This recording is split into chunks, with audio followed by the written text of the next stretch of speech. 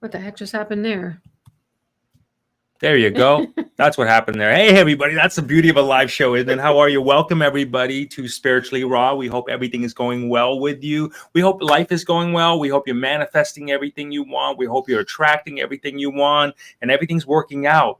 But just in case it's not, we have Catherine Edwards here to help you out with that. So she's here today. We have the Manifest Show going on today. So action steps to manifest anything you desire. Also in the description below, there'll be some free ebooks that we have for you. The 12 Universal Laws Decoded and the Ancient Wisdom for Modern. Oh, what's the other one? Abundance Alchemy. Yes. I'm getting in my rhythm. Everybody bear with me. But yeah, this is really cool. We wanted to put together these shows for you to really help you live the proper life that you're destined to. Mind, body, spirit. Mind, body, spirit. You know, and often when you think in manifest, people think, okay, well, you know what? I want this, I want that, I want a lot of this, and I want a lot of gold in the bank, and I want a big house, and I want a big yacht. But you know what? It's really only as good as how healthy you are, isn't it? Most definitely. Well, not only that, though, I mean, from our perspective, you know, everybody talks about getting the 5D and wanted to get the 5D, this D, whatever, 4D, 6D. The point is, though, the only way that you're going to ascend or elevate your consciousness, you have to have a clear mind. You have to be healthy. On the inside, you want to feel healthy on the outside. And not only that, but you want to be able to enjoy it. So what good would it even be if you got there and you weren't able to live your life to the absolute fullest? And that's why, Catherine, I think it's so important. It's really all a combination. It's the whole enchilada. From my perspective, I don't see how you can have really one without the other. How can you raise your consciousness, but your body is sluggish? How can you raise your consciousness if you're constantly feeling like you're crap? So I think that, especially, you being a holistic biologist, incorporating the mind, the body, the spirit, and the prosperity, it's really, it's integral. It's of the most important. So let's help some people here today, Catherine, and thank you for taking a minute to come on and share your wisdom with us. We really do appreciate that. It's really a privilege to get to know you in this lifetime, and we want others to experience how you've helped us along so many. But let's talk about that for a minute. Health. Not a lot of people talk about health as it relates to quote unquote 5D. Mm-hmm. Can you shed some light on that for us and how they all really do intertwine?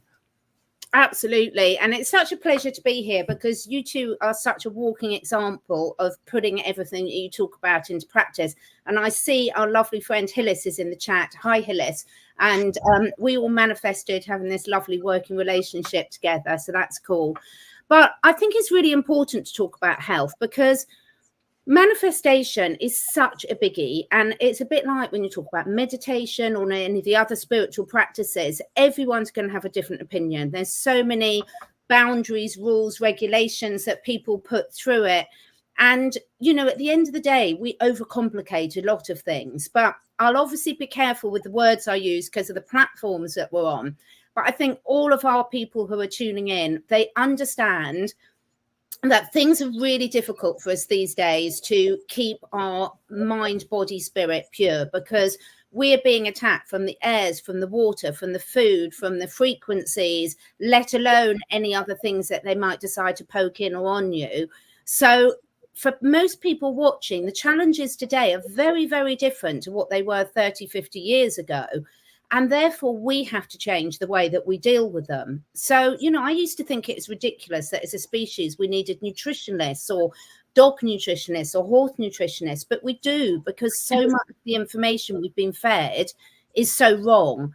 So nowadays, we all know things like Google are not good sources of quality information. And this is what I've loved about this journey is it's sort of peeling away the layers. But if you're physically out of balance, that affects every aspect of your connection. So most people have heard of the microbiome now. Those little microbes that live in our gut, but actually in all our organs of our body. But those are programmed by the information that we're taking on and toxin overload will program, I call them like the good gremlins and the bad gremlins. The bad ones will take over and make you make poor decisions.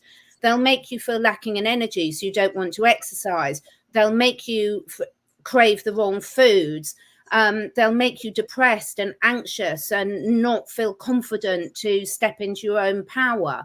So when we get rid of the toxins from our body, and that's an ongoing process, it's not something you do once and then stop. It's an ongoing daily process, really, for most of us living where we do. When you get rid of those, your mind works clearer, so you can tap in to the energies, whether you want to call it the quantum field, the matrix, the universal field, God, whatever you want to call it. You can tap in and start getting the right messages, because when our body's physically unhealthy, and I'm not talking about aesthetics here at all, I'm talking about that vitality, because that you can feel a person that's vital, that's got that vital energy. It's got nothing to do with, you know, we all know, April, we know those men that you might look at a picture and they're not that great looking, but you meet them in person and their energy and their aura just vibrates the frequency.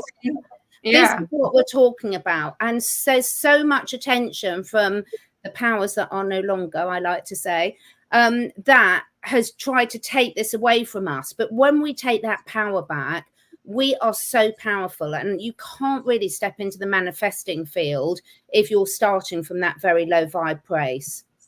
Catherine, I want to ask you this, and I've just started seeing a lot more of this, and so people say things of the nature of like, well, kind of like the gut is like the second brain or something like that. Is there any truth to that as far as how that operates?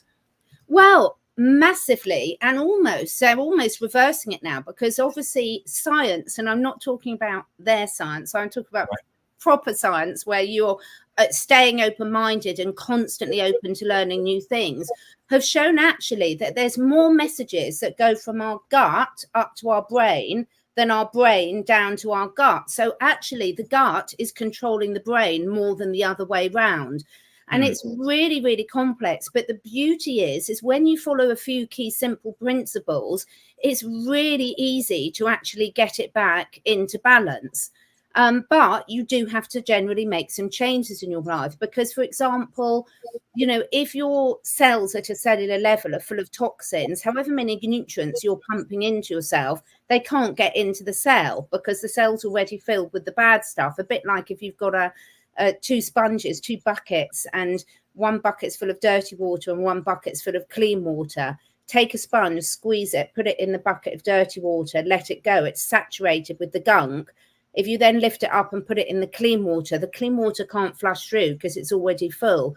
That's what our cells are like. So yes, Jay, you're really right, but actually even more so than people thought about, because it's a bit like them talking about the junk DNA that we don't supposedly use, although we are all relearning and remembering how to access it. Actually, our gut is crucial to every part of our health, physical, emotional, and spiritual. And if you don't get that right, and it's more tricky for us now because most of our food isn't even real food anymore, then unfortunately, all the rest of your spiritual development or practices or manifesting is going to be a little bit trickier. You know, it's so interesting. I never really thought about it much, but it's connecting so many dots. My mom was always very same size, strong woman in the mind. But the one thing that would always take her down, and it would hit like a lightning bolt, is the belly. Yeah. And she was forever, her whole entire life, dealing with, we didn't know really then the cause. We thought maybe it was the smoking or whatever. And now we know it was a whole bunch of stuff. Ulcers. Yeah. Ulcer after ulcer after ulcer after ulcer. My whole life, I always had stomach issues. Like I would even say chronic stomach issues. And it was the hardest thing in my life, health-wise, to get under control. Because you don't know, is it for the longest time, is it stress? Is it coming from food? Is it coming from the water? Is it, is it genetic? And that is actually something I want to ask you, is something like that genetic, number one? And how, when something is in the center of your, it's your core, literally, right? So it's the center of your whole body. once something happens, whether it's too much acid in you or you feel it immediately in your stomach, it literally can take you down like a Titanic? Yeah, take you down like the Titanic. Exactly. Yeah, so many good questions there, April. I mean, first and foremost, you've hit on something really important. It's not called our core for a reason, as an accident. It is the core to bringing everything together. And if we look at the, the chakra system, the meridians of the body, it's such an important area for connection. And connection is everything. If you haven't got those connections at a cellular level, at a nerve level, between your internal and external environment, then everything breaks down. And a lot of top sort of holistic specialists, really, they might be traditional doctors, but are really understanding the root cause of things, are showing that this communication, this cell-to-cell communication connection is key. But the good news is it's highly, highly, highly unlikely to be genetic. So all the research is showing at the moment, they're putting it, and obviously Bruce Lipton has led the way in a lot of this, but at the moment, they've shown that less than 5% of all diseases are genetic. So that's good news. That is great news, actually. And they are expecting that figure to go down as well. That's probably an overestimation. However, a lot of lifestyle choices are hereditary. So you've only got to look. I used to work in Finland. And you've only got to look at what people in UK would consider a healthy breakfast and what people in Finland would consider a healthy breakfast. Completely different. So the thing is, a lot of a lot of ways of eating. There's a standard joke that diabetes runs in my family, and the answer is no. The problem is no one runs in your family. No one's and so I love that. Environment you grow up in, lifestyles, just like if you grow up with pets, you're way more likely to have animals in your life as an adult. If you grow up in a family where they respect food and good quality food and taking the time to sit down and eat it properly so you can digest it with a good energy around that, then you're much more likely to carry those habits forward. So it's not hereditary at a genetic level, very unlikely to be. However, in terms of habits that are formed and quite ingrained in us, and I think where that fits in so closely with manifestation is we know that sort of 95% of our lives are run by our subconscious mind. Mm-hmm.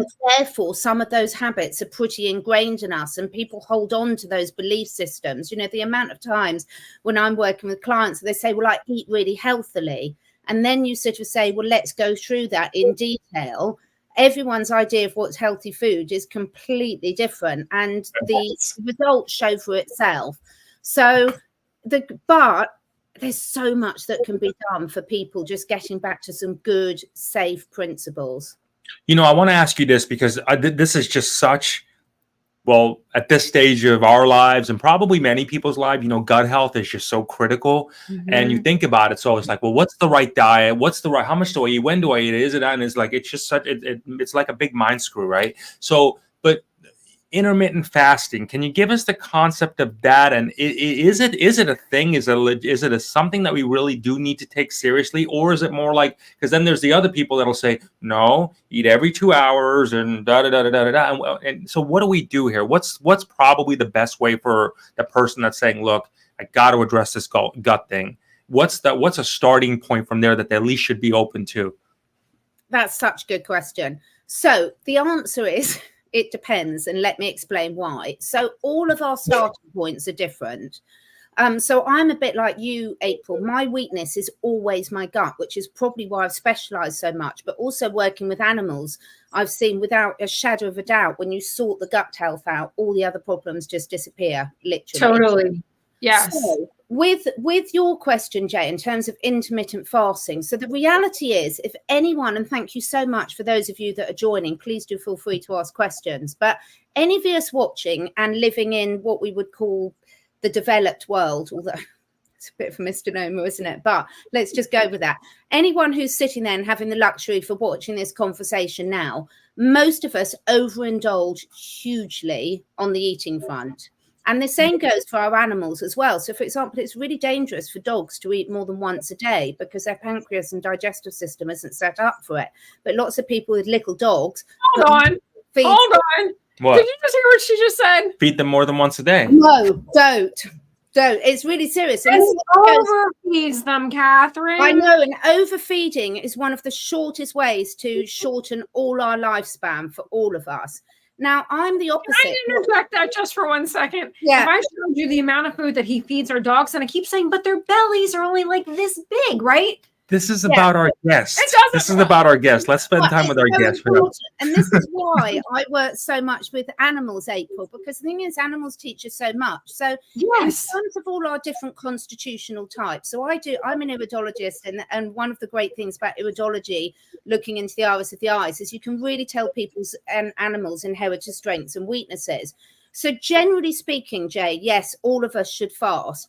But how we should do that will depend on our body types. And Bryce and I have had some discussions of this, and we'll be having more probably on Gnostic in her health series, about different body types need different types of fasting. So, for example, I've got the type of body type where I need to eat little and often, but it's really beneficial for me to delay my first meal of the day until at least mid-morning. So a lot of people will fast by eating not too late at night and then delaying your breakfast. So say you've got 14, 15, 16 hours, however much you can stretch it. But then once you're up and running, someone with my constitution needs to then eat quite regularly. Other people are completely the opposite. But most people, if they're starting on a health journey, should start with a type of fast. But this is why it's really important to either really research yourself or work with a professional so that they can do the right type for you. Because if you've got existing health conditions, you need to really have some advice about how to do that safely. Because with fasting, if we don't allow our organs to rest, our digestive organs to rest and have space, and that's different for each species about how much time they need, then basically they're overworking. And it's a bit like a car. You know, if you have a car and you only do 10,000 miles a year, it's likely to last a lot longer than a car that you're doing 100,000 miles a year on. So same with our bodies. If we overuse that digestive tract, it puts a lot of stress. And stress is such a huge problem for all of us now, because a lot of stress comes from our lifestyle habits, like eating at the wrong time, the wrong things, or too often. So I would say definitely look into fasting. And one of the ways that I work with clients is it's all about tuning in based on your lifestyle, your constitutional types, the climate you're living in will have an impact, etc. But basically, most of us would do a lot better eating probably half the amount we do in a day, but making sure that's really good quality food, eaten in a way that our bodies can process and digest it. 2 questions. Is there any truth to this at all? If your chakra, your root chakra, your sacral chakra, if they're blocked, that's also causing gut issue. That's the first question. And my second question was, what's your thought on fruitarians? Because is that an overdose of sugar constantly? Right. So in terms of the chakra, absolutely everything is linked. So if we've got a blockage in our body energetically or physically, it will show up as issues. Thanks, Hillis. So this is where holistic practitioners really come into their own. And I'm not just myself, there's loads of brilliant ones, but this is why so many people have amazing jobs, say with chiropractors, because even though you might think a good chiropractor is not just working on your spine or your physical muscles and bones, a good chiropractor is also knowing how to open up your energy channels as well. And for example, in horses, you can see horses, a lot of horses die, it's awful, from a disease called colic, which is where their intestines get twisted. And a lot of that problem is actually blocked by blocked energy channels. So the vets don't know to look at those things. That's interesting. Wow. So for a human, this is why we've got to look. This is why you cannot separate physical, emotional, spiritual health, because there can be so many different causes. So if you've had emotional trauma, that will cause your energy body to contract in certain areas and store that trauma there, which will also then have an effect of your fascia just contracting and protecting. So this is the beauty of it. There's so many different ways that people can address this. And I love, April and Jay, the way that Louise Hay used to say it, is if you imagine you want to spring clean your house, you've got the bedrooms, the bathrooms, the kitchen, the living room, and you know that you've got to get round all the rooms in your house. But where each of us choose to start will vary based on our existing priorities. So, for example, if you've got someone coming round for dinner, you might want to do the dining room and the kitchen first and leave the bedrooms. You know, if Daniel Craig's come to visit, I might do the bedrooms first. Not really. We know what he's like. But, you know, so this is the whole point. Some of us need to start with exercise and moving our body because you've got to clear up those elimination channels. Some of us need to start with some detoxing. Some of us need to start with reducing the amount of food and really changing. So this is why most programs that really work and really cause a reset are designed really well to have a period of time where there's a lot of thought that's got into what you're putting into your body. And there's various different ways you can do that to allow your organs to reset, and also to clear those blockages, whether they're physical or emotional or energetic. Now, with that being said, does fasting, is that a requirement, or does that help the animal reset their gut and intestinal tract as well, or they have a totally different system? So that's a brilliant question. It really depends on the animal. And this is one of the main areas where people get it horribly wrong for their animals. Because, for example, a carnivore like a dog or a cat, a dog is an obligate carnivore. So dogs can eat different things in different areas. Cats are complete carnivores, so they have to eat meat. Now, if you fast a cat, it's really, really dangerous. They can go into kidney failure really quickly. So cats' whole bodies are designed to eat little and often. And anyone who's got cats, I've got 5, cats in the wild cannot eat rancid meats. They can't cope with the bacteria in them. So anyone who's got cats will know that if the food's a little bit off or not quite fresh, the cat will smell it and it won't eat it. And they're far better at picking that up than us or dogs. Dogs are more scavengers. So they have a different digestive system where they are designed to fast. So a weekly fast for a dog, it really increases its lifespan. Most of us don't do it. I very rarely do it with mine. Wow. I don't do any feed time once. Is that literally one day a week that you? One day a week where you would just give them, make sure they've got good water. Some people would give them something like a good quality bone broth, but no solids, because in the wild, their digestive system is really designed to eat a lot, digest it quickly, and then rest. So if you've got a healthy adult dog, and I teach all this in my dog nutrition course, you should be feeding it once a day, normally later on in the day, but not too late after its main exercise. Not puppies. We're not talking about puppies or dogs with health conditions, because you need to bear that in mind. For a cat, fasting a cat is really, really dangerous. You can cause serious problems very quickly. So a cat needs very fresh food, feed little and often. Yeah, a horse, if you fast a horse, you'll kill it. You know, the horses grazing. Horses. I got you. Be eating all the time. So this is where really understanding the species you're working with is really, really important. Hold on. What? So, Catherine, when the dog is looking at you like they're absolutely starving, and even though they already had breakfast and it's like 3:00 in the afternoon and they look like you haven't fed me in a week, do we ignore that? Well, I would say it depends what you're feeding them. So it depends if you're feeding them proper, well-balanced raw food. Kibble, anything out of a tin or a bag, is not food. Yeah, that's what we do. Can I get back to like what by infinite design as human beings? Because without passing judgment on people, like kind of tagging on what you said about the fruitarian. I was always just wondering how are we supposed to be living? Are we designed to eat meat? Our infinite design, or are we supposed to be plant-based vegetarian? I know there's so many mixed things, or certain body types are supposed to have meat. It depends on your body type. How are we by infinite design supposed to process all this? I think people will always answer for their limitations, and we've got to take into account what someone does in a survival situation is very different to when you've got choices and thrives. And you will hear so many different opinions on this. It's something I've been studying for years. So comparing what supposedly, although that's all up for grabs now, our ancestors did in the wild. So we know Eskimos live virtually all on meat, and we know other people live all on fruit. We'll come on to the fruitarians in a bit, because that's a really good question.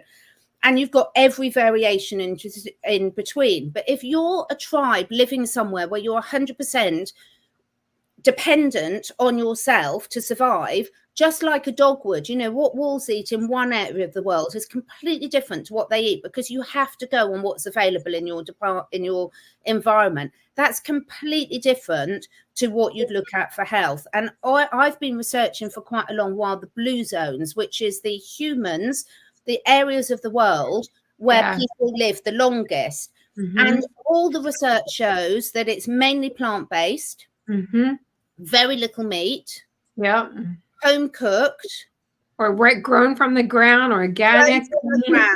Exercise is a big issue in it, as well as is community. So in my view, there's a huge amount of people talking about the carnivore diet at the moment. It's, in my opinion, and I've studied it, it's so dangerous.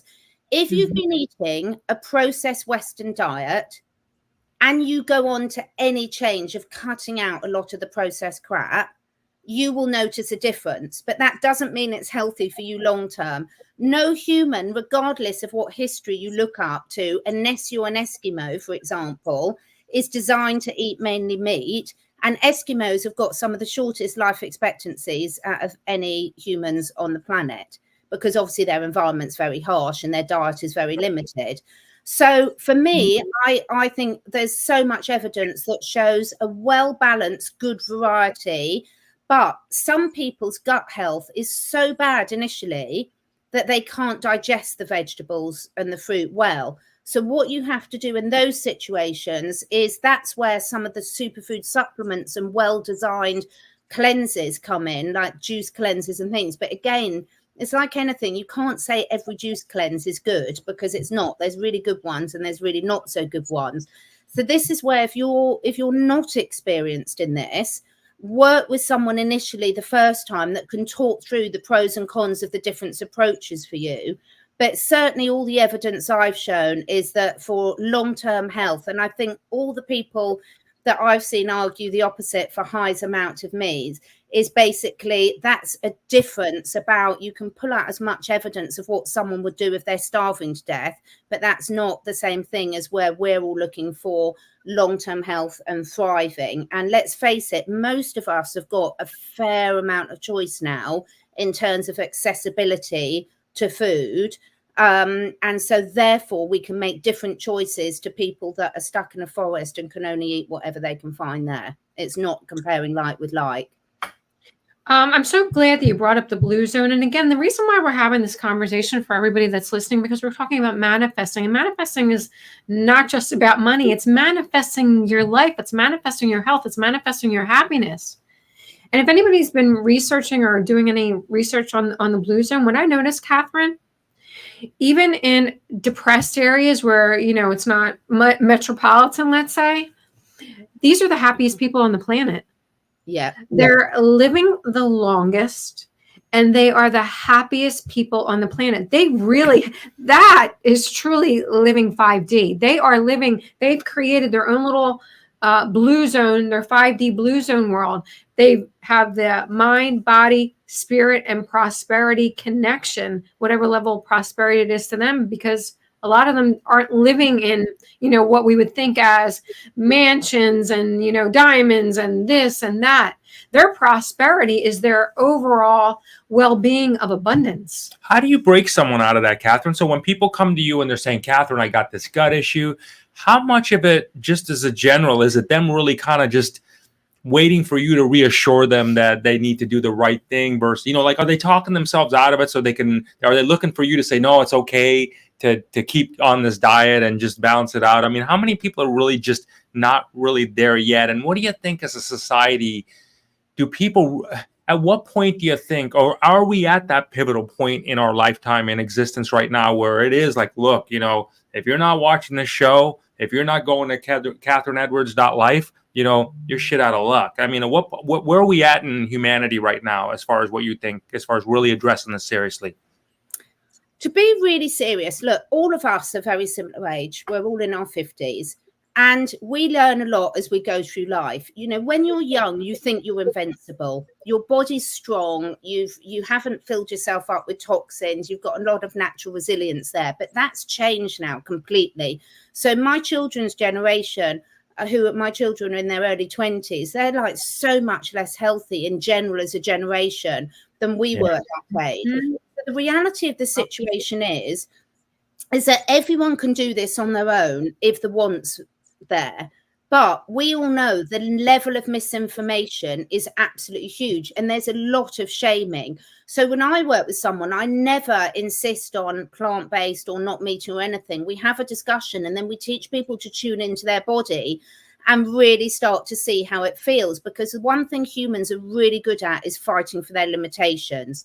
But by the time someone's come to work with any one of us or anyone else, normally they know deep down they want to change, but we all need help along the way. We all need that accountability partner, because we are a social species. And the thing is, we are designed to be learning from our elders, and that whole process is broken down. And April, you know, the blue zone information is so true what you said. It's consistent. These blue zones are in completely different locations all over the world. But the consistent factors is they all lived on a hill, and they walked everywhere, and they had to do a lot of exercise, which is what I would call normal daily life exercise. Now, I've always been a big advocate, because I don't have time to go to the gym, but I chop wood and I muck out horses and I walk dogs for miles and I rake loads of leaves and I pick trees. You know, my holistic friend Timo says, if you're our age and you can't climb a tree, you're in trouble. You know, our bodies are designed to be able to climb trees and get away from predators. So a good test for anyone watching you is, if you had to, could you run and get away, climb up a tree? Now, that is a good test. Oh man, that is a good test. Yeah. Holy I'd still be eaten in my family, because my children would run a lot faster than me and get up Step there. on your head. Get away, get it knocked out of the way. Predators, I'm a bit tougher, so eat them instead. But in all seriousness, so going back to your question about where people need it, the reality of the situation is, as a species, we've never been so sick. The mental health issues are off the scale, and these are real. You know, the autoimmune diseases are generally very, very easy to sort out if you get the right help. It's more difficult for some people living in certain areas. So if you're living surrounded by agricultural land where they're spraying pesticides and herbicides, you might need to move to sort out your autoimmune disease. But in general, if you can, you know, so some could be drastic lifestyle changes, like having to physically move location to a safer place to live. You know, I know in America, there's the Mississippi is like anyone who lives along the Mississippi, you're going to get cancer in a much higher rate, proven, because it's so contaminated. Wow. So I think the reality is we all have to say it. Even myself, you know, I live in the countryside, but I see the chemtrails being sprayed multiple times a week over the house. I have to constantly detox my body. I try and get the best food I can. I'm setting up a food forest, been working with Jim Gale's team on that, but that's going to be a few years before I can really be self-sustainable there. So we have to do the best we can. And one of the things I think is really important to people, a bit like all this absolute scaremongering, and I think you two have done the best out of everyone I've seen in trying to say to people, step away from the fear.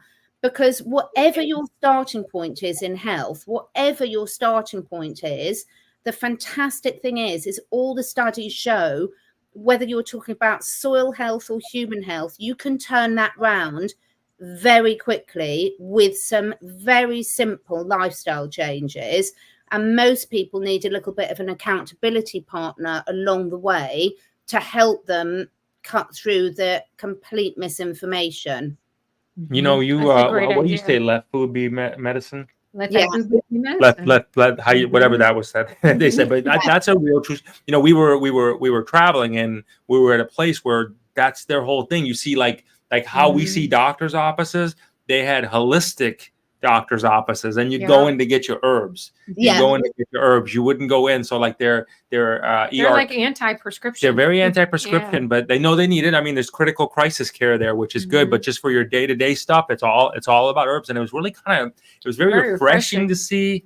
But not only that, the thing that we noticed like immediately, because they do not have chemtrails. There's literally virtually no pollution in the air. This is St. Thomas, if anybody's wondering. And the food is all organic. Totally different tasting. So even when we were on vacation, so obviously we were eating everything. There were, like no holds bar, but there were no side effects. The sugar, the desserts, we were eating, chicken. You didn't get blow up like, like not at all. Nothing at all. Like you just felt great. There were no, oh my gosh, I feel like I'm going to get sick from what I just ate. You didn't have any of that. Catherine, here in America, I don't know if you had it in England, but it was a big sale when we were growing up as a kids, and it was about the 5 food groups: the bread, the rice, the pasta, the sugar. Make sure you eat this. Pyramid. Make sure you have your big 3 meals every single day. So that's not ended well, right? We can all agree on that part of it. Was that from your perspective, because you're a very balanced person, and I've gotten to know you as a very balanced person, was that quote unquote nefarious forces, or was that just misinformation that really went wrong? 100%, in my opinion, nefarious forces. And the whole thing about what we've been, that you get calcium from your milk, well, you can't get anything good from pasteurized milk at all, particularly when it's full of adrenaline, and we all know the consequences of I got you. So the thing is, it's when you look into the history, and one of my, I love listening to Matt from Cultivate Elevate, because he's really young and he's just got it so great. You can trace all this back to the same controllers that have taken out all our homeopathy. Do you know? And I had a lovely interview last week with one of my friends who's a brilliant homeopath. And, in America now, they've just banned homeopathic medicine for eye treatments again. The herbs, ivermectin comes from wormwood. They discovered it. Wormwood's a plant, and it's a really fantastic natural parasite repellent and loads more. And then what they do is make a synthetic version of it.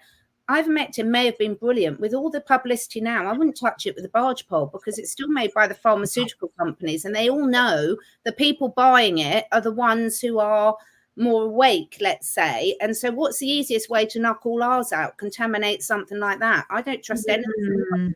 That's crazy. So you're so right about that food pyramid is so misleading. My daughter did her exams at school because she's a top athlete, and what they're still teaching our children about nutrition is an absolute disgrace, because they 100% know it's wrong, but they won't admit it. You've got cancer patients, I'll be careful how many trigger words I say, but that are told that diet's nothing to do with it. It's just ridiculous. We know this information, and it's being fed down us. And unfortunately, there's some brilliant doctors, there's some brilliant vets, but they're so restricted about what they can prescribe or tell their patients, because they're so legislated. And if they step out of those narrow boundaries, they'll be struck off. And we've seen loads of that over the last few years. I would say that people watching this, and there's been so much going on over these last few years about spirituality, prosperity, your health and wellness, who's doing what to us. But we found out through our journey is just this whole mind, body, spirit, prosperity. I mean, they're all one and the same, really. You know what I mean? They really are. You have to connect them. You can't go for the moon prosperous if you're just out of breath, and you're not sleeping well, and everything like that, or your mind's not there, and you pineal glands. You can't do this. And again, we do this in a way, and we wanted to bring Catherine on and really just kind of really get this information out here with no judgment, but really out of love, and letting you know that if you can find a way to, we're walking this path, you know what I mean? So we're doing this, we're taking these steps. We're saying, oh, that don't work, don't use that. You know what I mean? We're doing that. Catherine, being an accountability person for you, what I tell you, you've done, and I always want to, when we speak about this, I always want to thank you for this, because you've dedicated your life to really be on the front line of this for people. It's not an easy road to do. It's testing these supplements out. It's making sure, well, that's not good. I mean, we've had some conversations about what's really in it, and you've gone to that. Do you think from your perspective, you getting to the level, because I've met other people that do what you do, but you're at a different level, in my opinion, our opinion, do you think it's your maybe a past life thing that draws you to this, that really gets you to never really give up and not look at it as like, that's just my thing? Like, how do you feel like where you got to where you got to? That's a really good question. I think it is that. And I think also, you know, I was brought up, you know, a lot of people would say it's very harshly, but, you know, you make your own decisions and you live by them, and you don't blame other people for them. And I think why I'm so passionate about this, and why I'm really hoping we're going to set up a show to really dive deep in this on Gnostic, because then we can talk about all the uncensored stuff that I've been completely banned with a lot of everyone else and talking on YouTube, is because we've got to get back to this. You know, I've had so many run-ins in the year. I used to have my own health food shop. I used to sell herbs and natural products for animals and humans. And I was had my website taken down so many times because all this stuff that's so proven, you're not allowed to say that natural substance has medicinal benefits. And it's horrendous, which is why we have to, you know, put it on platforms where we're not censored. But I think the thing is, with those of us that are sort of, you know, everyone's role is really important in this. Every single person, and we don't all need to know everything. This is why I think I was so inspired by you, April, to mix the manifestation with the health, because it is all completely linked. And the thing is, we've all got different bits of the jigsaw puzzle. The reason I'm so passionate is because my whole family are animal mad. And so I grew up with a lot of animals, and I sort of made a lot of my career working with animals. And the thing is, whether you're talking about children or animals, they're dependent on us for the choices. An animal, your dog can't go out and choose what it wants to eat. It can't choose what medications you put in them. It can't choose what shampoo the groomer uses. Can't choose what company or exercise it gets. And the thing is, I really feel so strongly for those that, you know, us adults, do you know what? I would love to help anyone, because we all only, when that blindfold comes off, the whole world changes for us. And I'm still learning every day. But when you've got animals and children and vulnerable old people that have had those decisions taken away from them, I'm not going to give up, because it is, going back to your earlier question, Jay, from all the research I've done, I hate to say it, I think it's deliberate. It's deliberate. They're trying to keep us sick. If you're sick in body, you do not have the resilience to stand up. If you're financially broke, which is why what I love what you do so much, you know, it's been a big thing I'm still trying to break through, is the financial side of things, because I've got a lot of belief systems around there. If they can keep you controllable through your health and your wealth, you are stuffed. They've got the power back. And we are all working so hard with all the listeners to return that power. And it's easier than we think, but we have to do it together. Share information genuinely.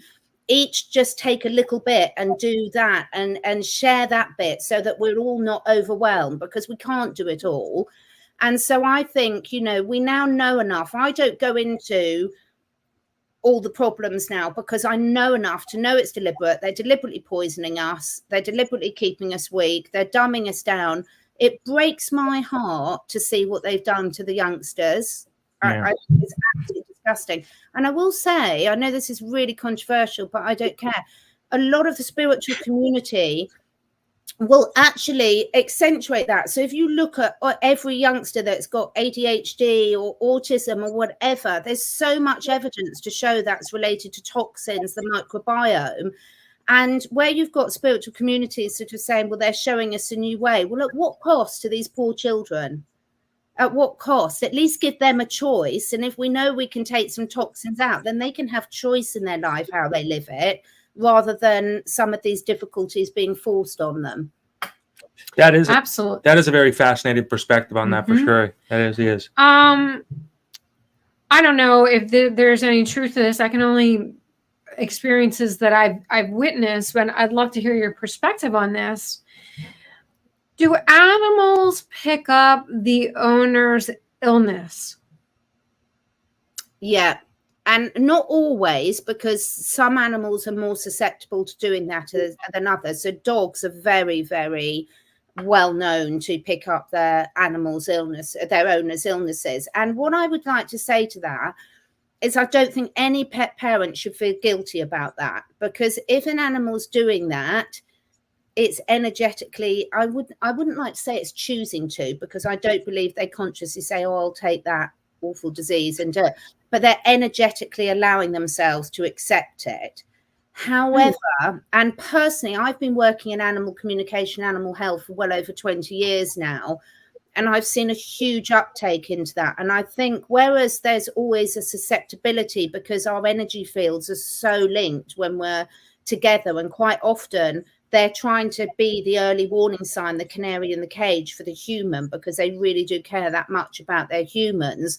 But I've also seen a shift over the last 10 years, really, where that's been shifted artificially by the terrible contaminants that are in our animals. So the wormers now are so toxic, the pokes are so toxic, the spot-on treatments, the food is absolutely appalling, the water, most of the stuff the groomers use, you know, they're bombarded by poisons that energetically their shield is, in my opinion, so much weaker. So I think, unfortunately, again, it's an interesting one, April. I think we've got to be really careful to not excuse making bad choices for our animals for the fact that they've chosen to take this on for us.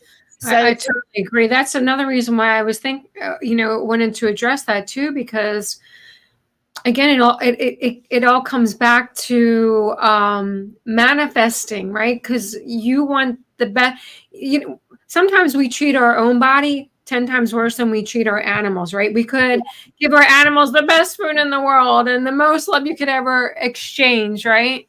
But it's similarly, if you yourself are not in the best of health, your animal ultimately feels it in one way or another. Well, Catherine, I want to ask you this real quick, and this may be a whole other show, but I do want to just tag on this quickly. Do animals' life expectancy, is it short? Are they literally human shock absorbers for us to really help us live longer so we can fulfill our mission, meaning that when we get emotional stress or physical, they comfort us so well, right? Is it that is their life expectancy so short because are they absorbing a lot of what we're giving them just to help protect us? I think this is, for me, the ultimate spiritual manipulation. So I think that the thing is, we like to think that as an excuse for that. But I think that for me, a lot of the reasons we're in the deep doo-doo that we are as a species is because everything we talk about is humanity.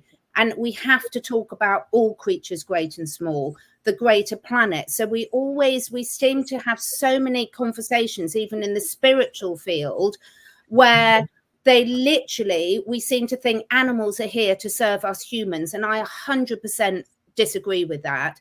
I think it has to be a symbiotic relationship. And I think the problem is it's very easy to say they've chosen to come here to take on our burdens. And I think that's very different to what I'm talking about, where there's an energetic choice in it, where we've taken a lot of the choice for them. The life expectancies of our animals has virtually halved. You know, people think it's good if a Labrador lives to 12, it should be living well into its 20s. And we've come to accept that. And the problem is we as humans are not doing our research properly. You know, people get animals and they don't even do the basic amount of research about what's needed to keep that animal healthy. And in the old days, that would never happen because the animal would die, you know, and they needed their animals to, you know, provide food or to pull their carts or work the fields or guard the house.